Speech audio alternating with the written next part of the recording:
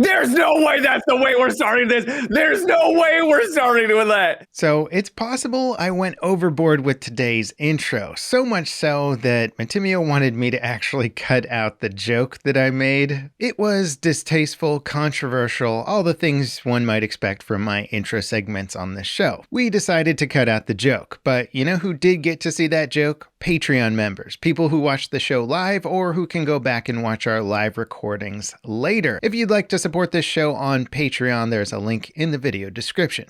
All right, back to the intro. Welcome to the Level With Me podcast. I am LevelCap, this is Matimi0. We are two extremely famous content creators, and we are on episode 9 of the Level With Me podcast. I can't believe it's been 9 weeks. It's pretty crazy, man. It feels like old hat at this point. I'm like, this old podcast. Yeah. If you'd like to support our podcast, subscribe to us on YouTube, follow us on all the different podcast platforms, hit that notification button on YouTube too, so you can beat that darn YouTube algorithm that tries to make you watch Sniper Wolf videos. Ugh. And you can support us on Patreon as well. Are you not up on the Sniper Wolf thing, Matt? Nope. Okay, it's been some fun drama lately. Drama, my favorite. I probably shouldn't be saying anything because she doxes people that go after her. Okay, well then, yeah, probably should not. That's gross. Yeah, it's not good. It's grody. Not good. This week has been pretty crazy for games, though, man. The acquisition went through, dude. I know. UK approved and I don't know how I feel about it. So anyone not aware what we're talking about, it's one of the biggest gaming acquisitions of all time, I think. Ever. I mean, there's been ones that I think maybe cost more, or maybe this is the most. I can't remember. This is pretty pricey. What was the price tag? I think it was like 69 billion or something like that.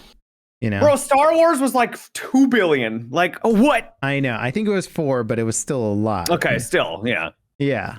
No, it's pretty crazy. So Microsoft now owns Activision Blizzard, and the big titles that come with it are COD, like just that little game, you know, Call of Duty. Might have heard of it. World of Warcraft, also might have heard about that little title as well. Overwatch, kind of an up-and-coming esports title. And Diablo, I think they're trying to make a name for themselves in the action RPG realm. Yeah. So those are just a few of them, but there's also like this massive list of games that they were going over that they could revive. It's huge. It's like a list of 36 different IPs. Crash Bandicoot. I don't know what Gabriel Knight is. Do you remember Geometry Wars? Yeah, I do. Yeah, that one was fun. I'd like to see that come back. Guitar Hero. I thought Microsoft owned Guitar Hero for some reason, but I guess they don't. Weirdly enough. Gun. I don't know what Gun is. Hearthstone. Yeah, actually I do. Yeah. They didn't mention Hearthstone, but Hearthstone's still a decent. Still a thing. It's a big game. Is Heroes of the Storm still? I thought it's still active. Yeah, it is active. Okay, so they have Heroes of the Storm, Heavy Gear. I don't know what that is. Hexen, which is old, right? That's kind of an older thing. Heretic, same thing, kind of an old FPS, I think. Interstate 76, don't know. King's Quest, do you remember that one? I think it's like an old animated kind of click adventure type. Or maybe it's an arcade game. I'll have to look it up. But I do remember King's Quest is very old school. Lost Vikings, Pitfall. Remember that one? Nope. It's like the oldest side scroller of all time. Oh, wow. Yeah, there's a whole, I mean. No wonder I don't. I'm old, but I'm not like, you know. Hey, Soldier of Fortune. I'm not ancient. You remember Soldier of Fortune? Nope. Okay, you could blow people's feet off with grenades in that game. It was like they just took gore to the next level. That's the one thing you remember. You could blow their feet off. It was like one of the first FPS games to try procedural level generation, which was kind of interesting, but it got boring very quickly, as you can imagine. I mean, they still haven't mastered procedural generation, in my opinion, for many games, so not surprised. I agree. StarCraft, remember that game? It was a little... Oh, yeah. You know what I was thinking when I was reading through this list is that... Give me StarCraft 3. Just give it to me. Sure, StarCraft 3, but also Microsoft's got the chops down in the FPS world. Blizzard was trying to make that StarCraft FPS forever ago, and they like canned it. The Do you Ghost remember one? that? Yeah.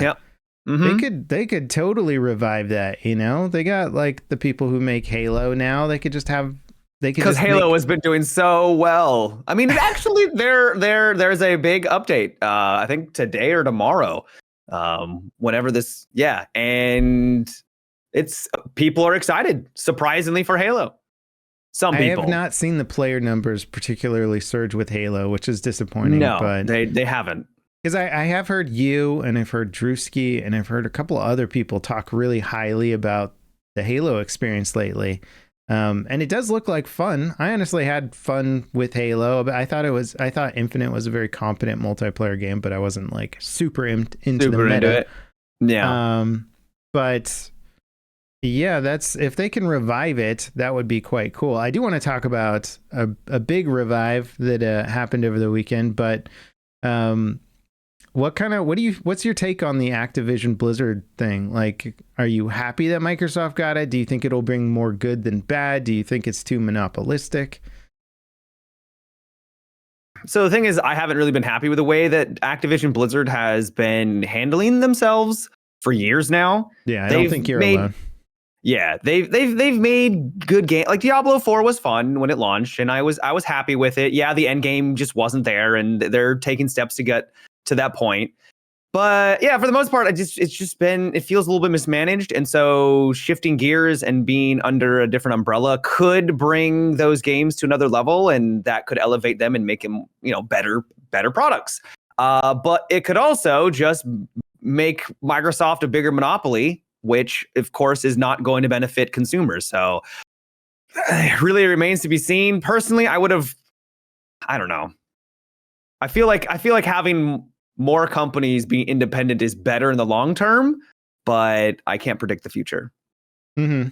It's an impossible question to answer in terms of like anybody actually knowing whether this is good or bad for consumers. I mean, yeah, I think for consumers, but also for Blizzard employees is an important angle as well, because Blizzard has not been going through some great stuff lately, and their CEO Bobby Kotick he's not a good guy. I think most people would agree. He's kind of at the center of a bunch of controversies, and he gives himself like $200 million bonuses and then fires tons of people.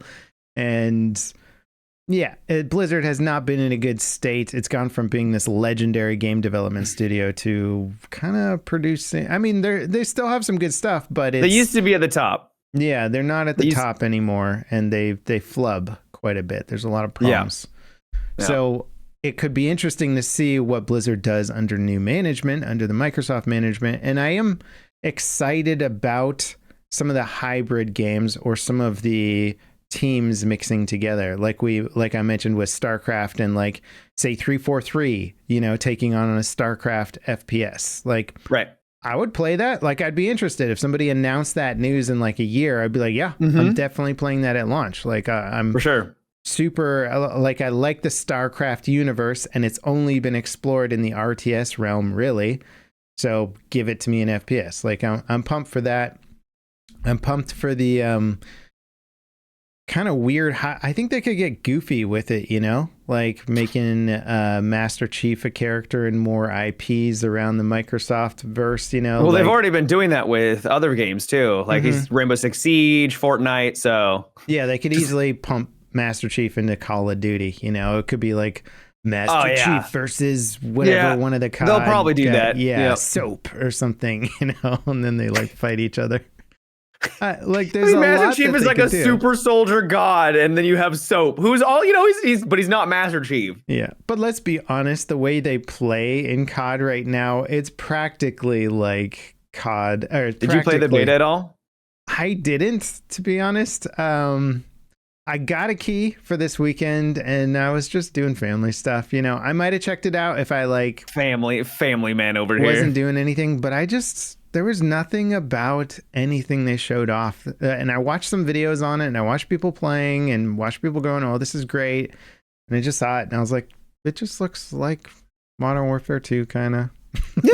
I mean, that's what it is. Yeah. It's really interesting to see the difference between the content creator viewpoint and your like, I don't know about the average player, but I asked my community and they're like, yeah, it's fine. Like, it's okay. And then a lot of the content creators like, Call of Duty's back, baby. And I'm like, I love the enthusiasm from the Call of Duty like hardcore community because they're always hyped for the next Call of Duty. And this one, the movement system, we talked about this last time, but the contrast between the two different sides of people that maybe play a little bit more casually to the hardcore community seems to be a little stark. There's some contrast there.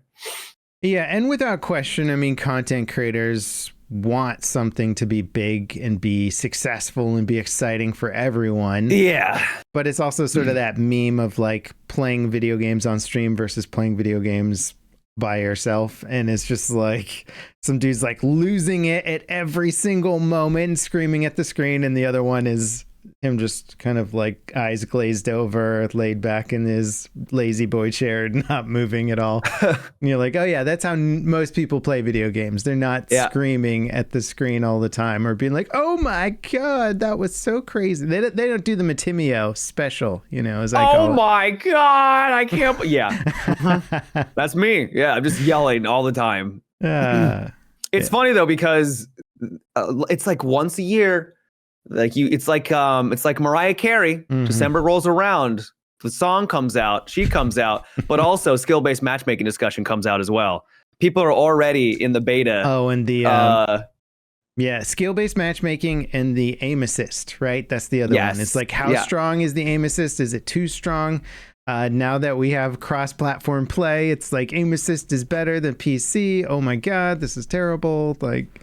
And I don't mind kind of staying out of it. You know, I'm just like, I don't want to, I think I'm getting older, Matt. I've played too many COD games. How many COD games are there? There's so many. Like many.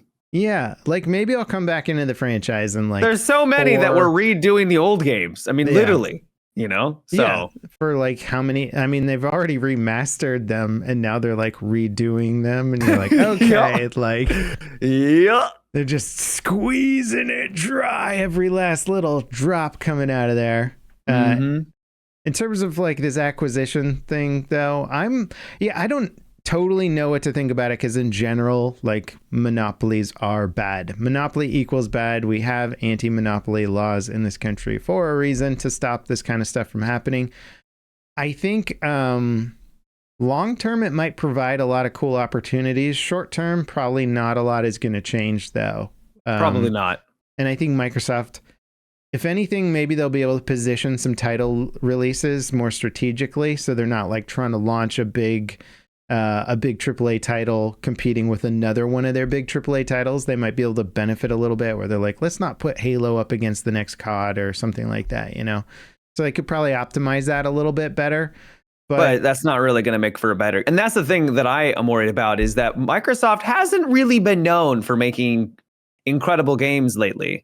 So while they're under new management, that could mean those Blizzard games are better. But Microsoft hasn't really been proving themselves in that department. The big thing that's exciting about Microsoft is Game Pass, but that's not them making the games necessarily. Yeah. As an avid PlayStation fanboy, what are your thoughts on this, Matt? Avid PlayStation fan. Well, that's like, I feel like that's the biggest, like from the start, that was the biggest anti-acquisition group, you know, where like people who own PlayStation who are like, well, it's because it is like, that's the biggest competition is PlayStation. I mean, there's Nintendo, but Nintendo just kind of does their own thing. You know, they're just the guy on the side who's just, they're grinding away, but they're doing something very different. Switch has been around for so long, dude. Yeah, it has. And I'm not like on, you know, I'm trying to like benefit Sony or anything, but I'm a little worried. But as I said before, only time will tell. We can't really predict the future. So I'm keeping my fingers crossed. I hope that it turns out well. I didn't see what happened with the actual paperwork of the deal, because at one point when Sony was the main proponent and like actually like showing up in court and like trying to stop them from this merger going through, Microsoft, I think, offered something like a 10-year exclusive, or not exclusive, but 10-year guarantee that it would all the main COD titles would ship to PlayStation. Yeah, I heard that too. I don't know if that got left out, or because they kind of screwed up on the US side, right? They let something lapse, or people weren't in the right place at the right time, and it basically got approved due to a little screw up. And then once the UK approved it, it was done. And so I wonder, I'd like to read up on that, if they still have to make COD on the PlayStation for the next 10 years, or if that's not something they have to do at all. Personally, I think the money on selling it on PlayStation is too great, where they're the huge marketplace. Yeah, I mean, that's probably billions in revenue. So they're not just going to be like, no more PlayStation. I think people would literally just stop playing Call of Duty. I don't think they would stop entirely, but it would be they would take a hit, cut the player base down massively. They have to weigh the pros and cons. Do we want to try to hedge Sony out entirely and just become a monopoly and just try to really shove them to the side, or do we want them actually sell copies? Yeah. It's pretty cool, man. I mean, it's pretty wild. I don't know if it's going to be cool. But I do find it kind of funny, though, going back to the Sony, is that when they were trying to make the point how they shouldn't do this, it's like, oh, well, like exclusives could be bad, like it's like, you Sony, you have so many exclusives. Yeah, I didn't add it up, but I think somebody pointed out that Sony had significantly more, but they fund them, and like they deserve it. Like that's the whole point of the consoles, is that they want to bring talent to their platform, and then they put in the effort. And I think Sony deserves to reap the rewards, because they, especially last generation, they killed it. Like it was banger after banger. So, but it was just funny for them to argue the fact that the console, I feel like the console wars are going to die one day, and it might not be that long from now. There'll just be some sort of like universal system or platform, or Microsoft will finally turn the Xbox into sort of like a gaming PC type hybrid. It almost feels like it's there already, at least for PC gaming, because it's like, oh, a new game comes out. Oh, I can just play it on Xbox, or which is, if it's on Xbox, I can play it on PC. Oh, it's a PlayStation. I guess I'll just play it on PlayStation. Like it doesn't register anymore to me. There's not like this big feud.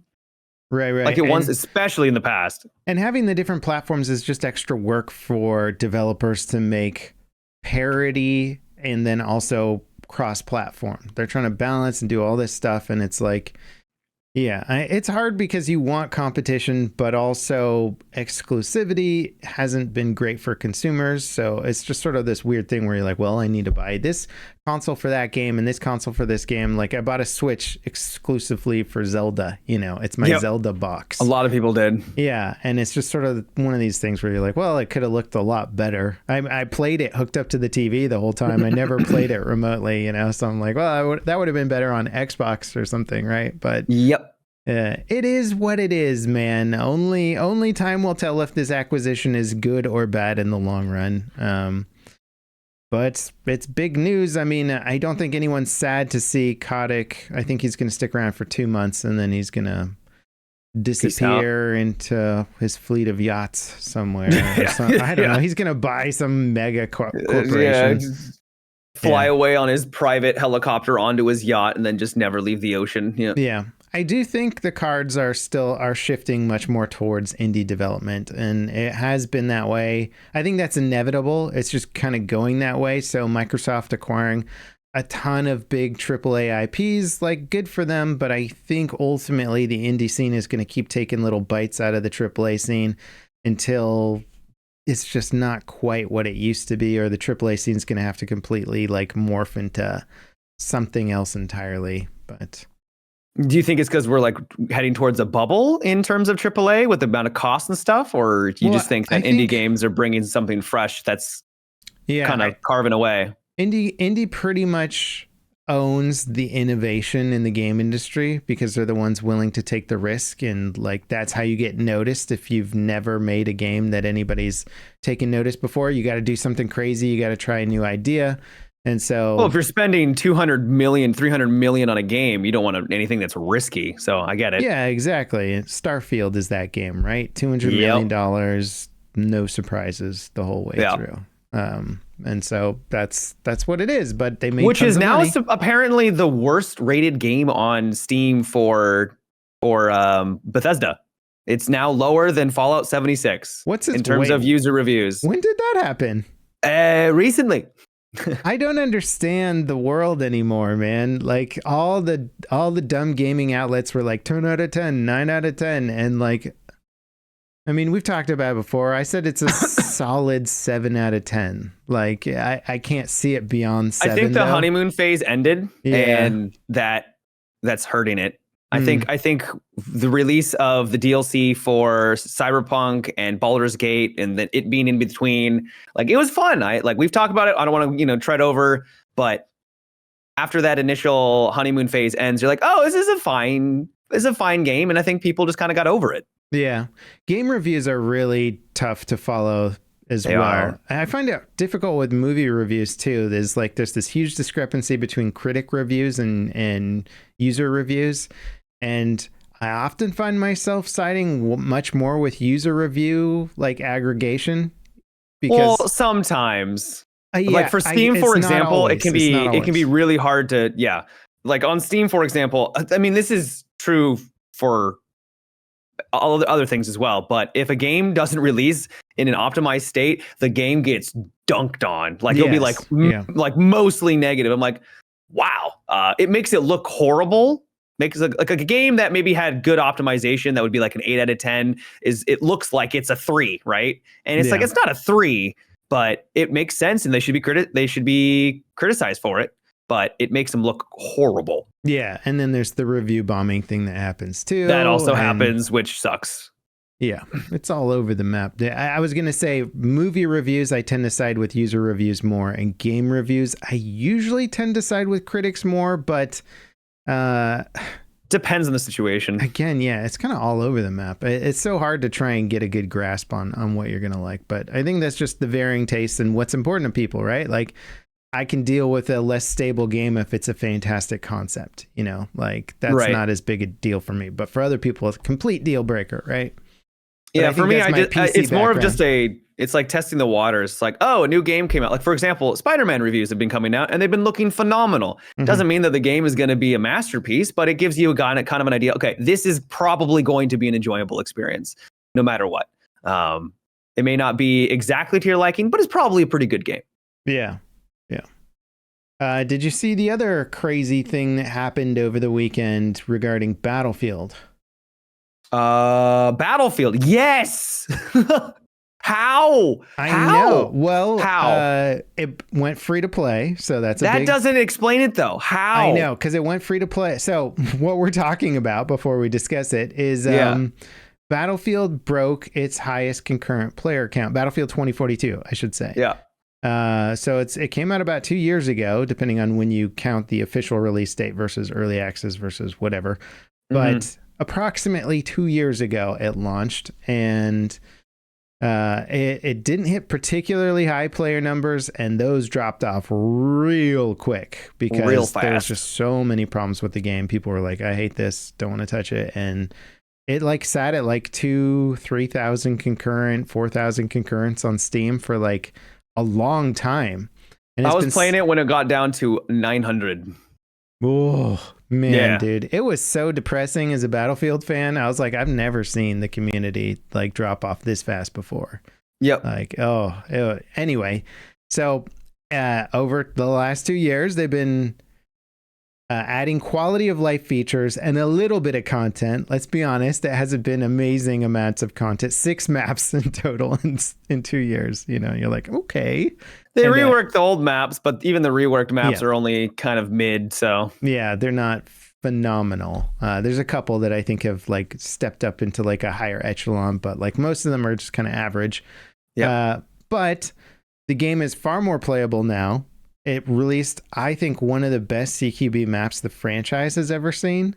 I agree. With Redacted. It's fantastic. It's like Operation Metro and Lockers, but if it had good story and they actually thought about how to fix those maps, which is exactly what the devs did. They're like, well, how can we recreate that fun infantry grindy thing, but not make people run through the exact same flank every single time with no good options. They like every single flank has some cool ideas behind it. You can alternate between them. You're not hitting the same exact repetitive gameplay, but you are getting consistent infantry action. And I think it shows that the actual general gameplay and gunplay in 2042 is actually quite satisfying if you're given it without the vehicles getting in the way, right? If you're like, oh, I can just fight other infantry players and just worry about infantry combat, and I'm not getting blown up by the sky from some giant VTOL that I can't kill ever, even if I hit it with like 3 direct fire rocket shots, you know?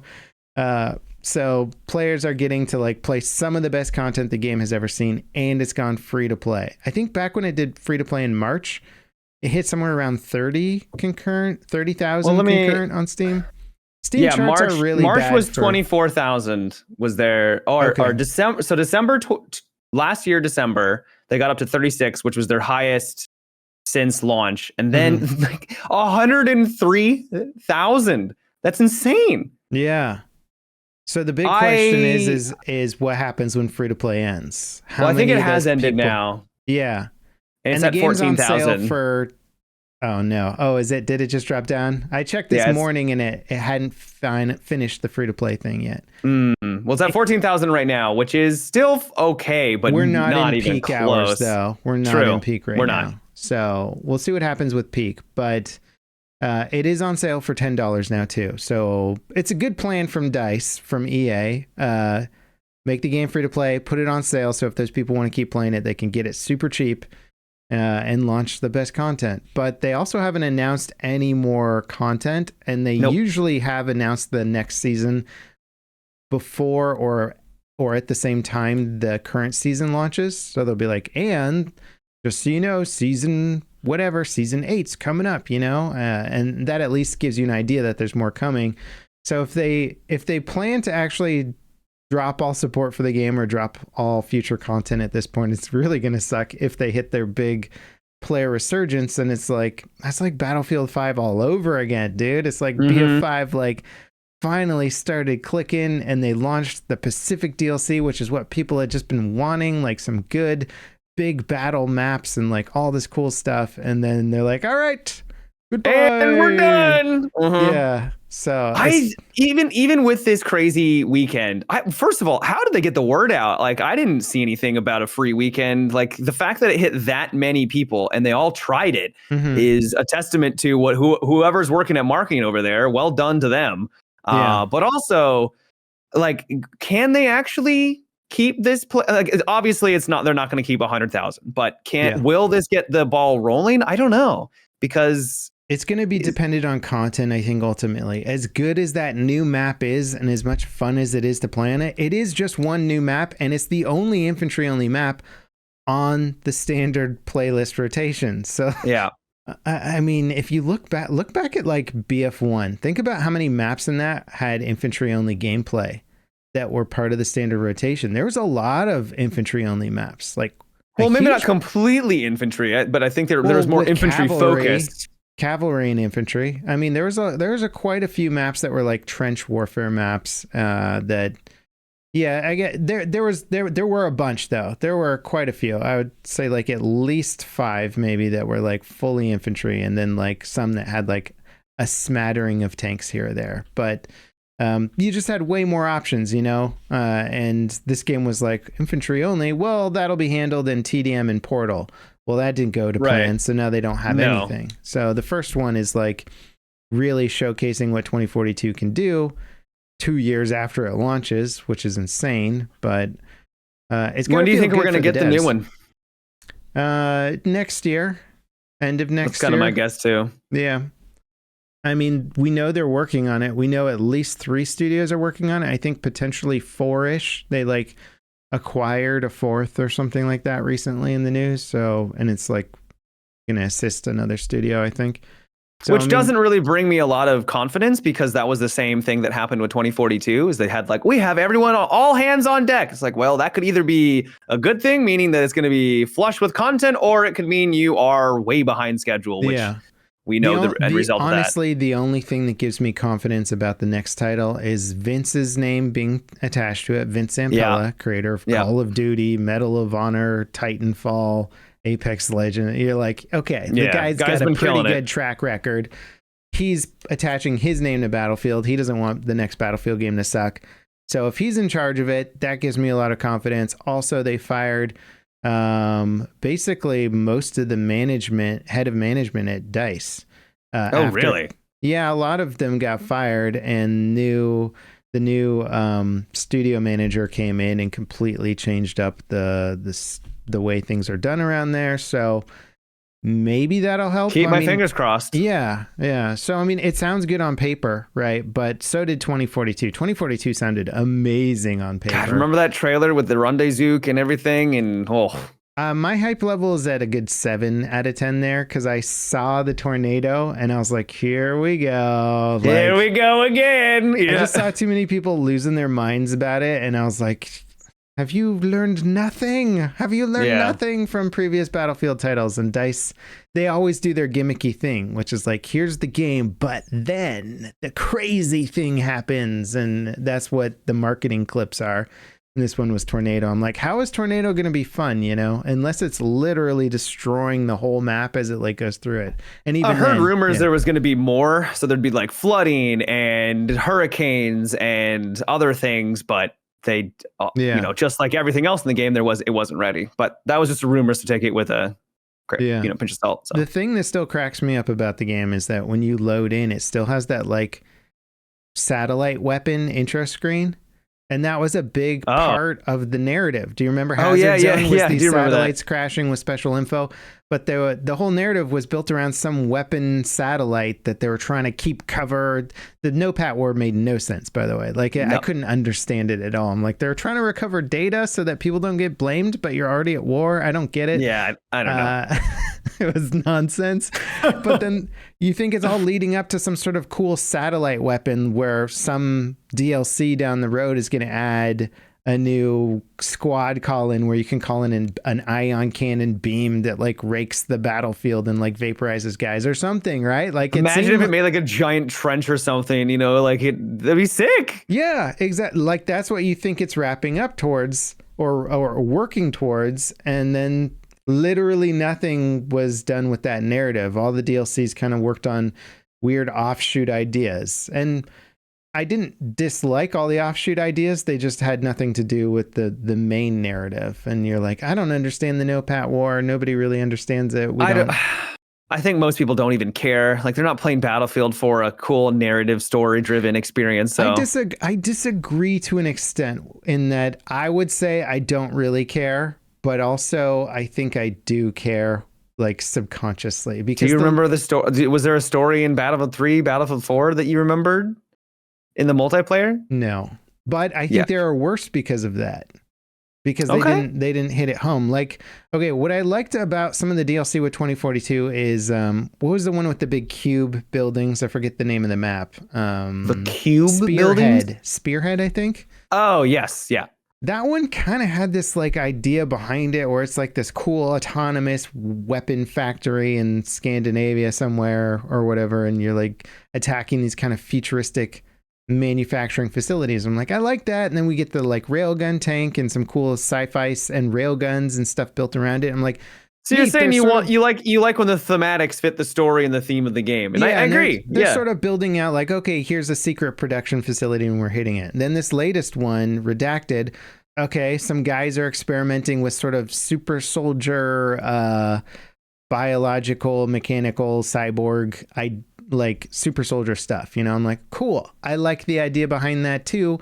Works for the future. Anybody looking for an edge in combat is going to be playing around with any sort of cybernetic enhancements. Cool. I buy it. It works. And I think it adds to the game. Like you run around the environment, you see the narrative. You're kind of like, okay, there's like a thing going on here. And I do think if they had done that from the start, like 2042 would be so much more enjoyable and so much cooler. Because I think we're in an era where, you could just be like, it's US versus Russia, just go have fun. But right, if you can tag some story onto that now, and you got a big AAA studio with good. It can make people more Yeah. invested too. Yeah. Like I could get into the story if it was a good story, you know. I'm not saying you're wrong. I just don't think it's that big of a deal for most people. I think it helps. I think world building is important. COD? Because COD does a lot of that stuff, you know. Oh, not at all. No. Their stuff is stupid though, because it's always just like some guy backstabbing somebody else, and they're like, he's got the nuke, and you're like, I don't even care anymore. Yeah. Who's got I can't follow it at all. Yeah. Somebody's backstabs somebody, and then they're all gonna like get into a room and yell at each other like Jason Statham for a while, and then they're gonna go on some mission that saves the weapon or something. Yeah. I enjoy the single players. I thought you meant more of the multiplayer, but I enjoy the single players. But if I had to like recite to you big story beats from the previous Call of Duties, I would kind of struggle. I'd have to think about it for a bit. Yeah, it's all some sort of. It's always like a weapon, right? They're planning some big attack, you know. Oh yeah. It's always they're trying to stop something. Yep. And they don't have any other unless it's one of the future ones.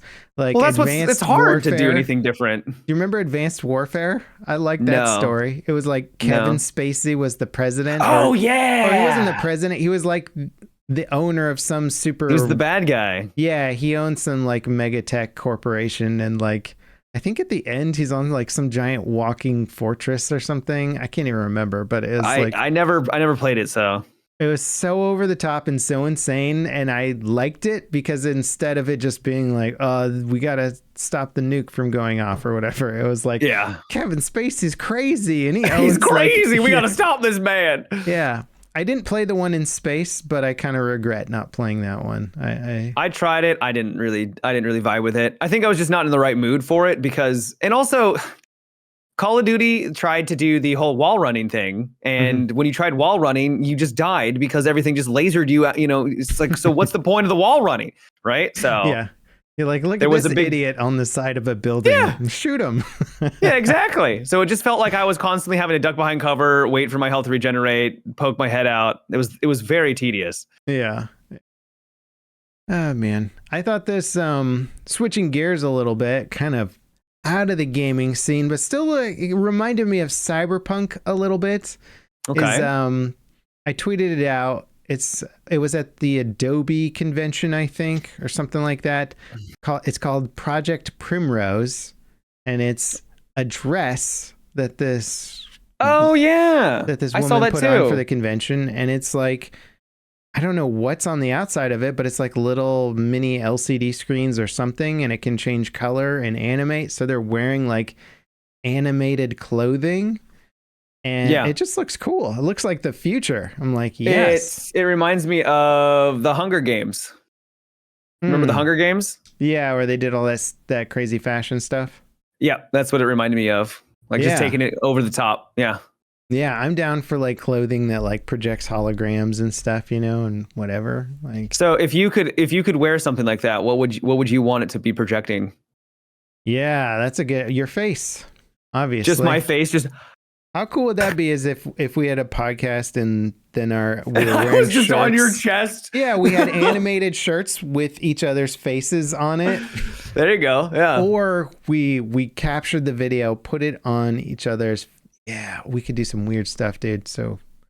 Well, because the technology is clearly in its infancy. Yeah. So it looks like she's wearing kind of just giant fish scales. But I'm sure once it gets out of prototype and they get, technology is always going to get smaller and smaller and smaller.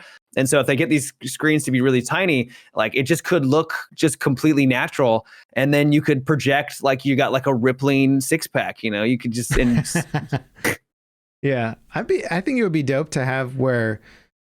Because we always think of clothing like, here's my yellow shirt, here's my red shirt, here's the shirt with that pattern on it. This one is just like put on the shirt and it's. Well, so the question is, how do you clean it? Yeah, I did. That was part of my tweet too. I'm guessing you can't throw this in the washing machine. Right.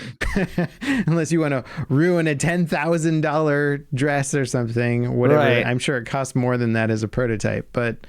That is, I wonder if it would be like, here's the like clothing layer underneath, you can remove that and then wash that. And then the top layer, I don't know. Yeah. there is definitely a dry cleaning element here. I feel that, is going to be prohibitive to use it as It's like probably unless it gets very advanced and the cost drops significantly. I can't see this being a consumer product anytime in the future, or if ever, because of the cost and the practicality. It'll be like VR basically, where you're like, oh, it's only $2,500 for Apple's headset. Aren't you guys gonna buy one and wear it around? And it's like, well, no. did you see the Quest 3 has like come out and it's got pretty great reviews and it's doing a lot of the things that the Apple product is claiming to be able to do. It's like, oh, they're just doing it, but now, and it doesn't cost $1,500. Yeah, no, the Quest 3, Meta Quest 3, whatever it's called. I haven't used it yet, but I do have a Quest Pro, which is very similar from what I hear to the Quest 3. And I'm really impressed with the functionality. Like you get the little hand controllers, but it also has cameras and it senses your hands. So if you don't have your controllers up, you can just be like, oh, boop, boop. Let me hit those menu things. Let me activate some stuff with my hands because it's just tracking my hands. Yep. And that's a freaking awesome feature. And the cameras show you the world around you so you don't bump into stuff or whatever. How's the frame rate when you're doing that? The outside camera frame rate, you mean? Yeah. Not that great. Like that's why I think augmented reality is ultimately the way to go. If you want to see the world around you, it'd better just be to see the world around you. And then, does it make you nauseous when you're trying to like walk in a world that but it's a lower frame rate? So here's the craziest thing about, you don't really walk around as much with the cameras. So, because the reason I mentioned this is that they showed a video of this guy basically walking through his house with like like putting a video on his wall, and then he took the video off, and then he walking around and doing it, and then putting on another wall and walking outside with his cup of coffee, and I'm like, wow, that looks really impressive, but also the frame rate looks a little low. So is that just the video, or I can't commentate on the Quest 3. But I can say the Quest Pro, the video resolution is really low. So it's not really a pleasurable experience to walk around. It's very functional in that if I see somebody, I can like wave to them and have a conversation with them and walk past them and not bump into them and all that kind of stuff. So it serves its purpose on that front. But I would never want to just walk around your daily life and be like, isn't it great having crap pop up on my screen? It's like, no, because you're seeing everything in low frame rate, low resolution. I do think that's going to be the future though for a lot of stuff. I mean, it maybe not in that capacity, but if they can, we have like digital eyeballs, or they have like the visor from Star Trek, you know what I'm talking about? What's his name? I can't remember. Jordy's little visor thingy. Something like that, where it's compact, it's comfortable, and you just wear it like glasses, maybe a little bit bigger than glasses. Or if they can get it down to that, then that is what they're trying to do. More incredible. And they were doing it with Google Glass. Well, Meta just talked about their new glasses, I think, a couple of weeks ago. Oh, did they? Yeah, and they teamed up with Ray-Ban, and they have like a little camera in the glass, and I think it projects some stuff on there, and they're trying to integrate the same technology that they're developing for the Meta, so it can potentially track your hands or track signals and stuff, and you can operate it completely controller free and stuff. So that I think is the future, and I just think the tech to get there is really expensive and complicated. So they're trying to basically make products like the VR headsets to get there, where they're like, okay, like we need to sell a bunch of headsets so that we can continue developing this awesome tech for augmented reality, which I think is the future. If it gets to that point, we won't need monitors anymore. You wouldn't even need TVs anymore, really. If it was good enough, you could just have it all. You just put on your glasses, put on whatever it is, and then you just walk around, and it's like, oh yeah, that's my TV over there, and it's high definition. I can make it big or small as I want. In theory, but they would really have to get the pixel density to like an insane place. So I think we're at least 10 years out from. Oh, I'm talking far in the future. Yeah, because I mean, like TV tech is also progressing really fast and really amazingly, where the colors and the brightness coming out of it, are well, it just started raining like crazy outside, man. Oh, okay. Yeah, the downpour it's always raining where we are. If you look in the background. Yeah, well, it's just the downpour started immediately, and I was like, oh, what's happening? Oh, okay, it's just There was a military not test, something nearby a couple years ago, and a helicopter flew over, and it was so loud the room started to shake, and I was like, am I being attacked? Like, what is going on? So I sympathize. Isn't that insane? That is wild. I'm literally hearing it now. It's like a cloud. I thought somebody was outside spraying my window directly behind me with a hose right now. Wow. I think like we must have hit a cloud burst or something, but that is wild. I could hear it for a second there. That's crazy. Yeah. When I lived in San Diego, where I was right next to the Air Force Base, so they flew those Ospreys overhead all the time, and they would do them in fleets. And the Ospreys are like those airplane helicopters. They are so loud. It is deafening, and everything would just shake and be like, oh my God, you know. But it legitimately scared me when they flew over, because I just didn't know what was happening. You know, I was like, has the president landed? Like, what's going on?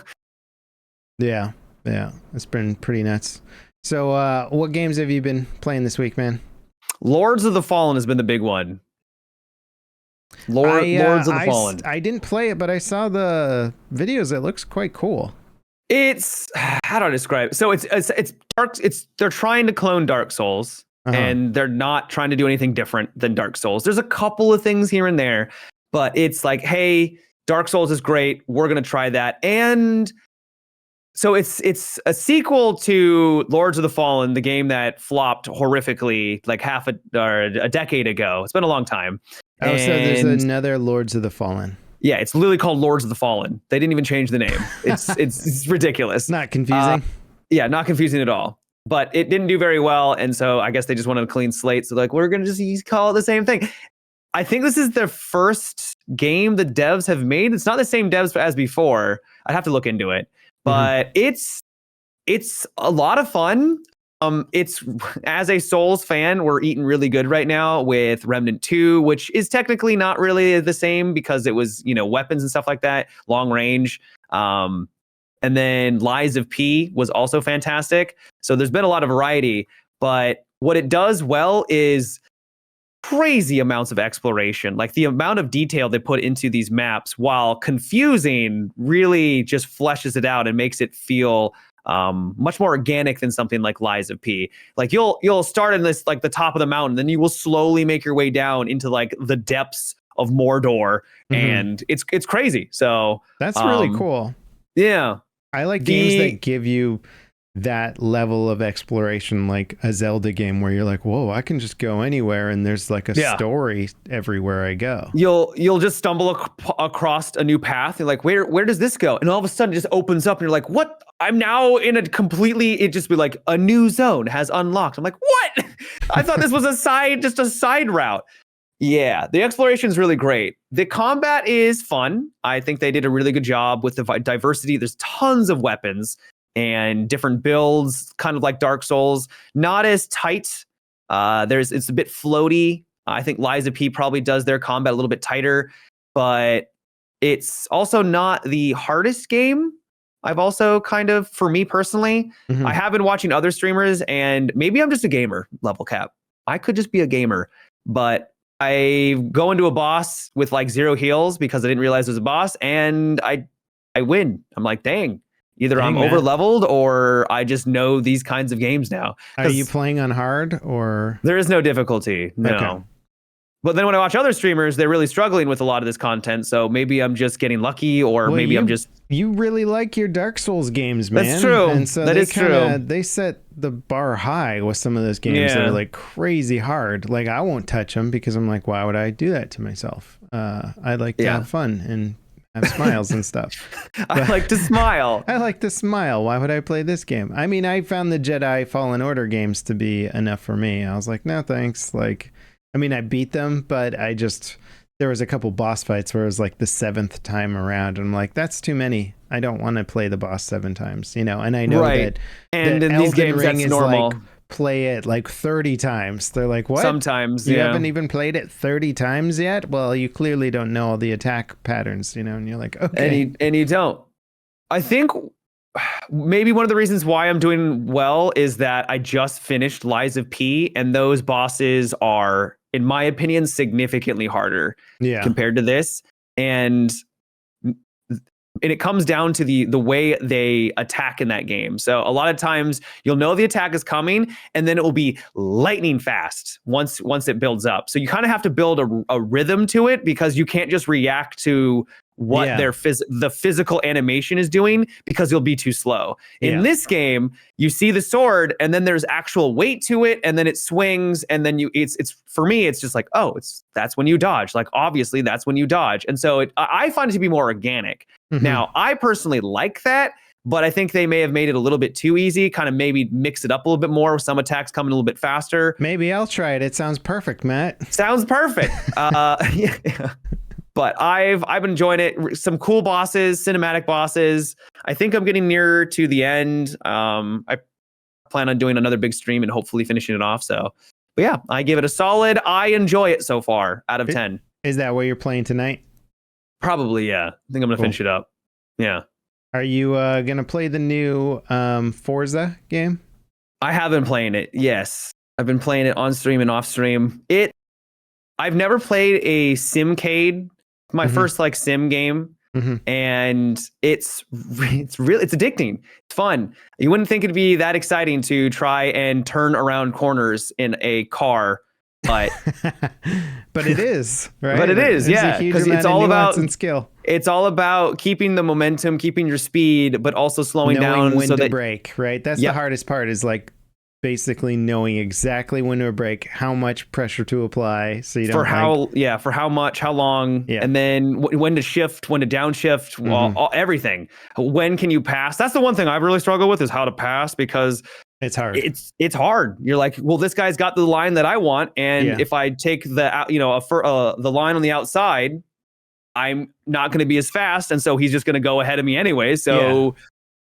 Yeah. So you have to position yourself where you can take the turn faster, but you will be slower into the next turn. So you have to block them in the next turn, basically, and then keep your position. So it's like, I watch the pros in F1 do it, and like when they do it well, you're like, damn, that was cool. You know, you're like, you can really appreciate it when they like throw off the other driver too, who's trying to drive defensively, and stop them from going around. So they're like, oh, I'm going that way. Just kidding, going that way. Boom. They get the turn on them, and you're like, whoa. Yeah. And those guys die if they crash going 200 miles an hour. So for me, I'm just like slamming into stuff. Now there are penalties in this game, which in the more arcade ones, there's no penalty for slamming into a wall or another player. So it's something you have to look out for.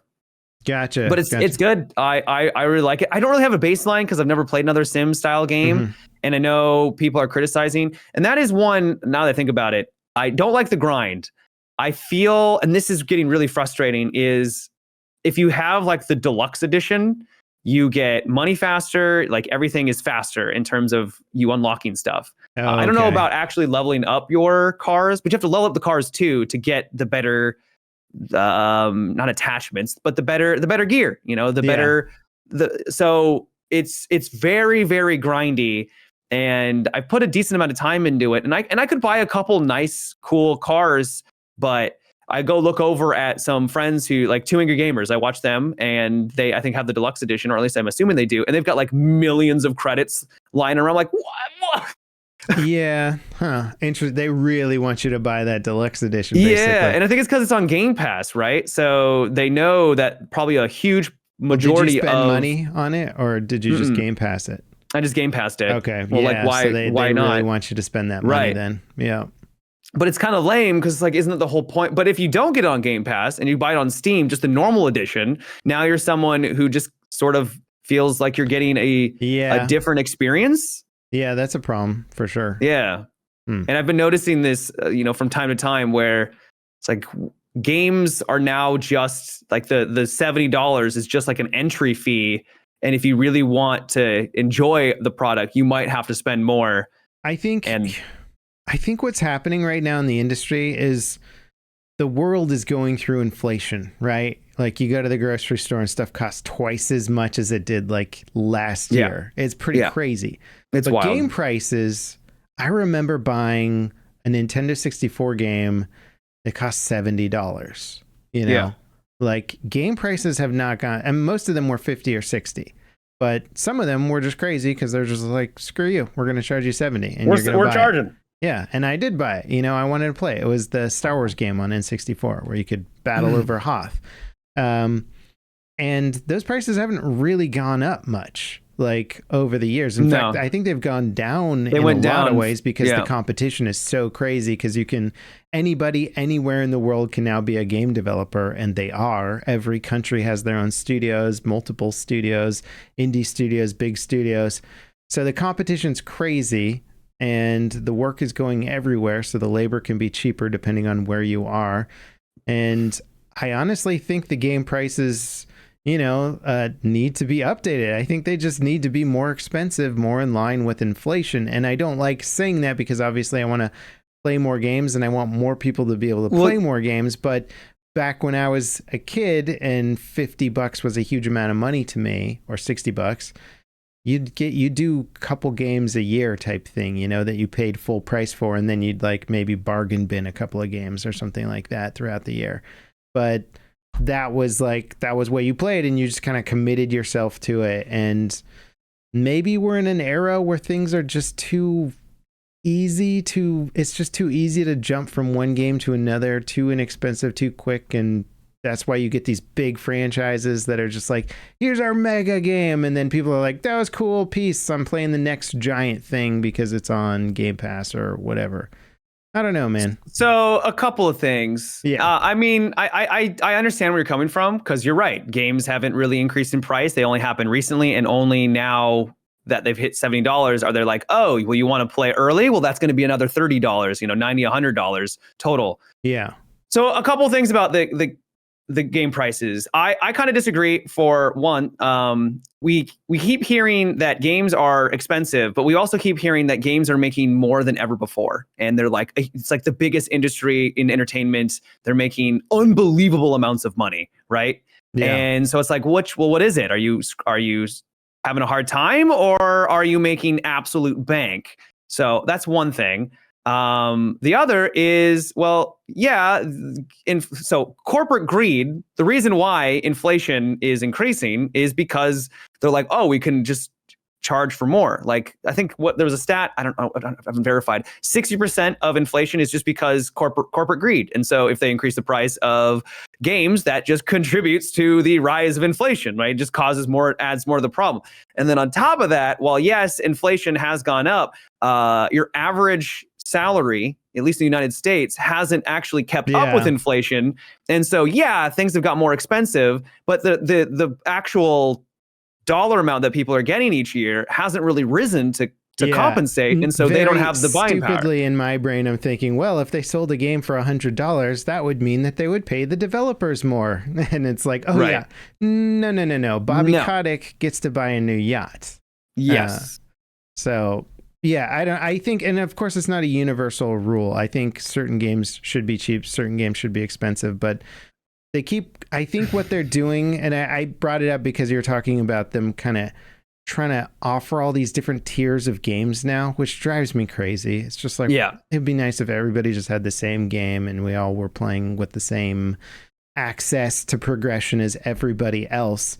But they're so afraid of officially increasing the prices that they're like, no, don't worry, the game's still $60. But if you want good stuff and you actually want to play the real cool game features, it's going to cost you $90. It's going to cost you $100, $120 for the deluxe edition of whatever. And so I think they just are kind of dancing around that whole idea right there, which is they want to make more money.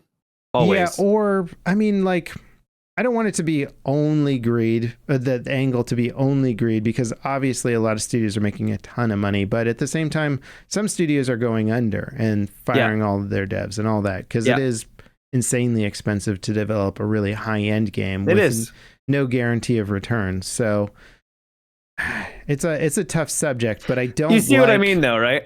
I absolutely. I think what I'm getting at is I don't like the different tiers and all the different players having different access to progression. Like, I would hate it if we started playing a game together and because you had Deluxe, you had like 4 more cars than me, and you're like, oh man, isn't the F1 super fast? And I'm like, oh, I can't even buy it yet. Yeah, like that sucks, you know. So agreed. Yeah, and games are just, that's how they get money out of you, is they give you the like, well, you can be better, you can get the better thing if you pay a little bit more. Speaking of paying money in video games, Matt, you know a subject I'm getting into now? One of my favorite. Star Citizen, baby. They I can't remember what I talked about last week, but Star Citizen released a ship that has only been attainable via spending $10,000 in the game. Did I mention this last week? I think I did. I can't remember if you mentioned it or if I just watched your video. Okay. So previously only attainable via 10K. And when I say attainable, you got the rights to the ship, but the ship was not yet in the game. So people call it JPEG ship. So you get a very expensive JPEG ship. Yeah. I have a picture of a ship that I own. Isn't that cool? It only cost me $10,000. So the ship finally came out in the game. Yeah, we did talk about this last week, and I mentioned that it was sort of leading up to the launch of potentially Squadron 42 or something. But so the ship is now in the game. They have released it, but they also did a thing where if you're in game for 10 days from when it launched, so I think it goes till the 20th or the 21st, you can collect these little cards, these little golden cards, or a platinum card if you steal one off of a dev, which is really hard to do. You can then turn that into a kiosk, and now you win the right to buy the ship for $260. Only 260. I have the right. You, my sir, have earned the privilege to buy our ship for $260. What a ridiculous game. $260 for a ship. Which on its own is insane, but when you combine it with the whole, I spent 10 grand in the game and now people are getting it for 260. Yeah, I could see the people that spent that much being a little annoyed by it. But at the same time, like, eventually when the game comes out, that's the promise, is that people would have been able to get it for free completely. Yes. You should be able to get this game, or you should be able to get the ship eventually for free, right? Yes. That is the most stuff in the game right now works where if you just buy your $45 entry level package, you can earn like a gigantic mega spaceship in the game. Right. If you just keep as playing you should, because it's a game. I think the F8C will be attainable in a similar way where you'll have to buy the single player and then beat the single player, and then you will get the right to buy it in game. That's fine. And yeah, I'm fine with that too. But this is just for like a lot of the people who buy them with cash get this mysterious lifetime insurance thing, which we don't really know what that. You know what's exactly so bonkers is that the game has anchored me to now be like, oh, $260. That's not that bad. Yeah. But that's only because there's like ships that are like $500, $1,000. I'm like, this is stupid. Yeah. Like, when you really think about it. Jason's in chat. He could tell us, but I think the Javelin is like, I think it's over $2,000. That is unbelievably dumb. That is so stupid. And he owns 2, Matt. Jason, what are you doing? And they're not even out yet. What are you doing? $2,700. There we go. Thank you, Jason. Oh my God. It sucks because I'm a huge fan of the game and I'm a huge fan of the vision for the game. And it's embarrassing talking about the monetization model because I'm like, it's $2,700 for a ship. It's ridiculous. There's no other way of describing it. It is absurd. Yeah. And they've gotten away with it. I mean, look, in their defense, nope. You don't have to buy any of these ships. You can play the game for $45, and some of the starter ships are actually my favorite. I think they offer just some of the more fun, accessible gameplay. And then from there, you can just make money and buy the next ship that you want. So, but of course, they're trying to get you to buy the expensive stuff. And of course, lots of people do. Well, it reminds me of when Apex Legends, when it first came out, a big complaint was that a lot of the stuff in the shop was too expensive for your like average person. And then they said, oh, well, we would lower the price, but we don't actually notice an increase in the amount of people buying. Yeah. So we're just going to keep it at the higher price. It's like, so you're basically admitting you're going after the whales, and you know that that's the only reason why it's so high is like obviously a company's always going to want to maximize profit, right? Yeah. So they've admitted that we're okay with lowering the price because, that's just, we're okay with it, but we won't because we won't make as much money. Yeah, but I mean, that's every company and product that's ever existed, if you think about it. Right, but at the same time, it just rubs me the wrong way because it feels like it just hurt. Like they know that this is going to be more expensive for their whales, and they just know that they're going to still pay for it anyways. If that makes any sense to you. No, totally. It feels inaccessible to the average gamer, right? Where you're like, I'd like to partake in that, but they're saying that even if we lowered the price, you wouldn't because it's still not a great deal for you. So we're going to keep it high. We're just going to keep it extra high, and that is kind of Star Citizen is largely funded by whales for the most part. Like Jason, who has 2 javelins that each cost $2,700. Why 2? I don't know, really. Like he explained it to me once, but it's crazy. He also wants me to bring up the platinum ticket. So with the new ship that's in the game that was $10K that you could buy for $260, you find a golden ticket, you get the right to buy it for $260. If you kill a dev, they will drop a platinum ticket. And then if you take that platinum ticket from them, your location is pinged to everybody on the server, and they will now try and kill you before you return that ticket to a buy station, which will then give you the ship for free. So you can earn the ship for free, but it is legendarily difficult. And so like massive teams of people are grouping up together to like trying to go take out the devs. Yeah. And of course it's going insane because one, there's tons of bugs in the game. So sometimes people will get the ticket to the console and the server will just be dying and it won't work.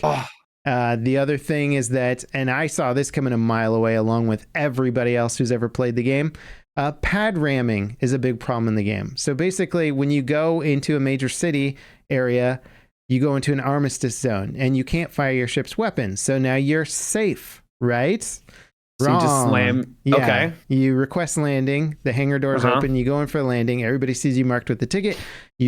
Somebody flies a ship in there, rams whoever survives or whatever happens at the end of that. Like there's a dead body in the ground. Somebody can run in there and pick up your platinum ticket, right? So there's a lot of ways to vary cheese. Like they imagined you going out there and having a cool space firefight and the best pilot would win and win the ship. And it's like, no, it's going to be the most organized cheese players out there. So of course there's a lot of cheesy gameplay behind it. That's too bad.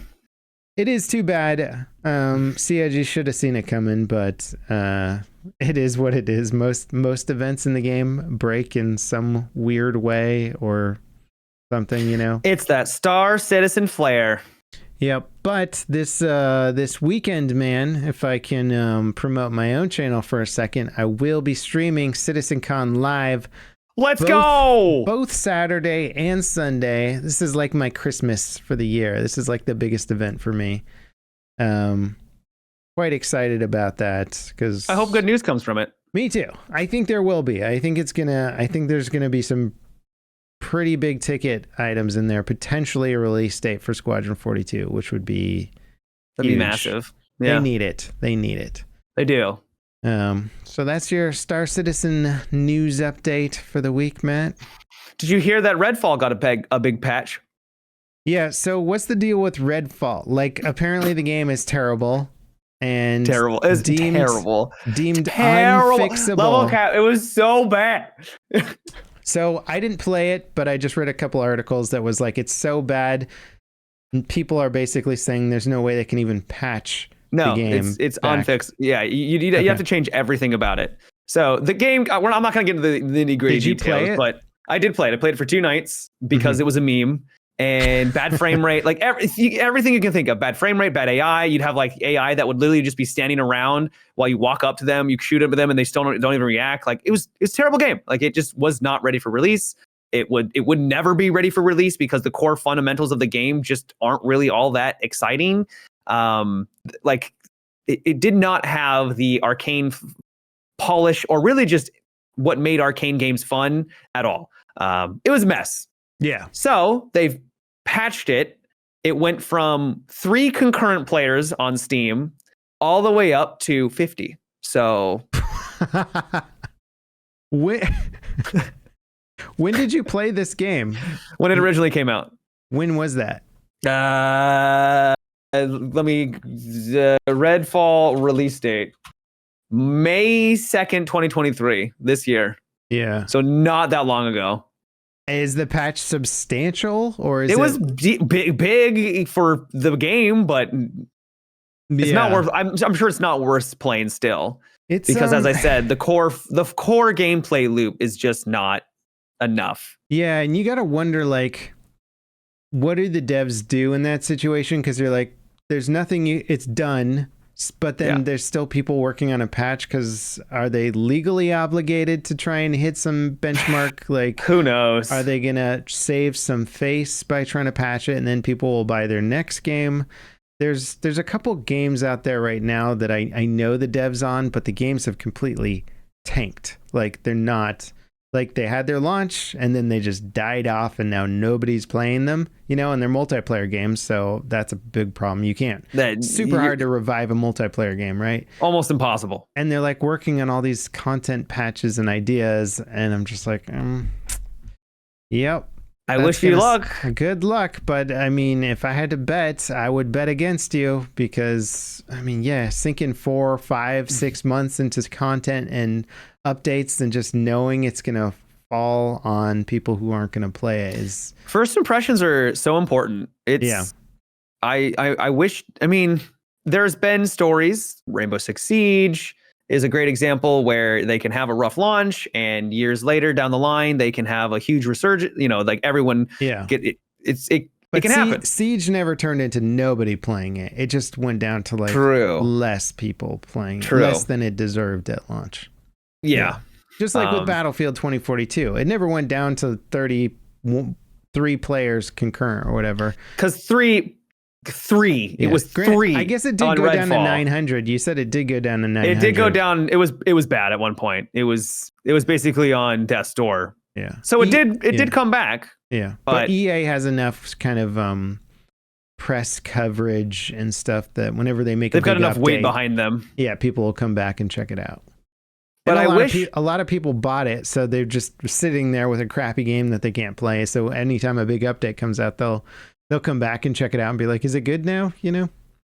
And going back to your point where people are bouncing between games so much, I think that is a thing. And also that means that when a game releases in a poor state, people will have that first impression of it being terrible. And then they just they won't give it a second chance, because there's so many other games coming out to play. Like, why would I bother with that game I didn't really enjoy? Yeah, it might be significantly better, but I've kind of been there, done that by now. And I'm going to spend my time with a game that will hopefully not be terrible at launch. Mm-hmm. Yeah, the first impressions on 2042 were brutal, and they fixed like some of the biggest, most egregious problems with the game within the first couple weeks in terms of like just really bad netcode stuff or like UI things not working at all. But all the reviews and opinions kind of incorporated the launch week, right? So anybody reading it was just like, oh, like this game is a dumpster fire, even though they kind of incrementally made it better and it wasn't quite as bad as the initial impression. Within like a month, like things were much more stable, but it was still like damage was done at that point, Yep. You watching any good movies? Good books? Nothing really. I've just been playing I'm doing long streams with Lords of the Fallen, so nothing too wild. You yourself, you see anything good? I finished up the Beckham documentary, top tier, really good. I feel like I missed a giant chunk of history, man. But I caught up on it. They were just Americans clueless to what was going on in the world of soccer before the internet, or like But 100%. Super good documentary. I think it's enjoyable even if you have no interest in soccer, because you're just following one of the world's greatest athletes on a crazy life story. 4 episodes, and each one's pretty long. It's like an hour plus per episode. So it's not bad investment though. Yeah. Good documentary. I recommend it. I watched a movie called Bottoms, which had really good reviews from both users and critics, and it made me feel old, Matt. It's a Really? yeah, it's sort of like a Mean Girls type movie, and I liked Mean Girls. You know, it's fun. Like 20 years ago. Yeah, 20 years ago. But I could go back and watch Mean Girls and enjoy it. I think the humor is still pretty solid. I can see it. But yeah, this one was very kind of outlandish. The humor is sort of absurdist to the point where it was so wild from the start that I was having a hard time getting on board with it. But it's called Bottoms? Yeah, the premise is two lesbians in high school are trying to get laid before college. It's got really good reviews. Yeah, so they start a fight club to to like impress the cheerleaders so they can hook up with the cheerleaders or something. The premise is so insane, but the thing is the movie is. I mean, that's what I did in high school. So I know. Yeah, everybody started the fight club to hook up with the cheerleaders. It's basically like every trope about high school, but taken to this like absurd level. So the characters are almost not real. They're just caricatures of stereotypes. And it's so weird. I was trying to get on board with it, but I feel like the comedy writing just didn't quite hit it all the way. Or I'm just too old. You could just be too old. You could just not be the target demographic, you know? That's one thing I've realized is like, oh, that's not really for me. That's fine. I don't have to care. Great. Yeah, I might be getting to that age where like some of the absurdist, ridiculous humor is just like not hitting it for me anymore. But you know, there was a post online, and it was someone asking like, why is Taylor Swift so big? I don't get it. It's like, well, because you're not the target, and that's okay. Like, welcome to getting old. Like, congratulations, you've achieved boomer status. Not everything things that are popular, you're going to start to realize aren't for you anymore. See, now that makes me feel better because I do like Taylor Swift. I do as well. I think I like some of her. I'm not like a T Swift fan. Like I'm going to concerts or anything, but she's got some good music. She seems like a lovely lady. You know, cool. Yeah. Well, her music's very poppy. It's fun. It's not like I'm relating to her breakup songs or something and be like, I hate it when guys are like that. But as far as pop culture goes, man, I'm right there. I'm with T Swift, man. T Swift fan. Not as much Katy Perry, but you know, every now and then she'll drop one. That's all right. Dude, if you started listing pop artists, I would probably struggle to even know who they even are. Like there are like I know some, but I am so out of the realm of like pop music. Are you have you heard any of Jelly Roll's latest songs? That's not a person. It is. Jelly Rolls? Yeah, Jelly Roll. Jelly Roll. Yeah. No. Yeah, he's like now I'm going to sound old cuz the genres are hard. It's like country rock kind of, but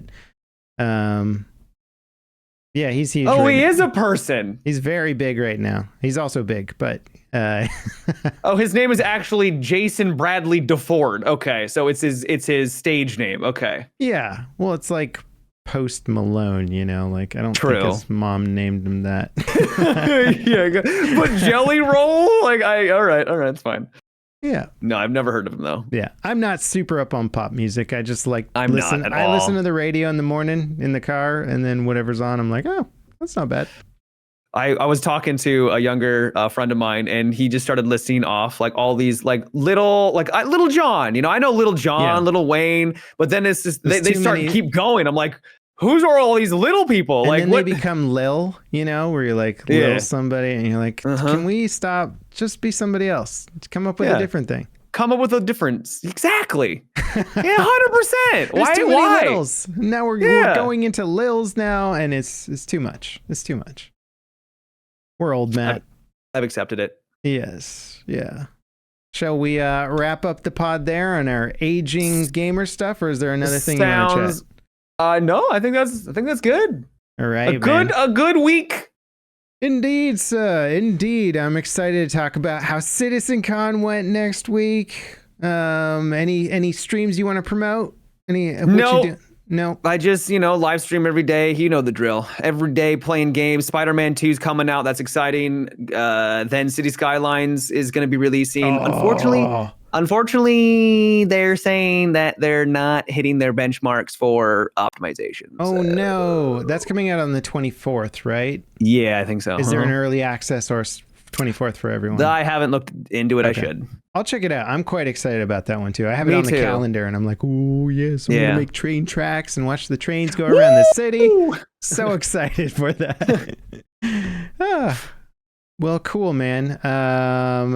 Thank you, everybody, for watching and coming and hanging out. The podcast has been showing some growth. I'm happy with it. It's fun to see the comments and legacy people hopping on there. I just got a tweet from Neebs Gaming. They want to come on, man, so we can get Neebs on here. Yeah. Hell yeah. I'm not sure if we should get all of them on or probably not all of them. I feel like that would be too insane. That would be pretty wild, though. Yeah. Yeah, so that could be a fun guest down the road.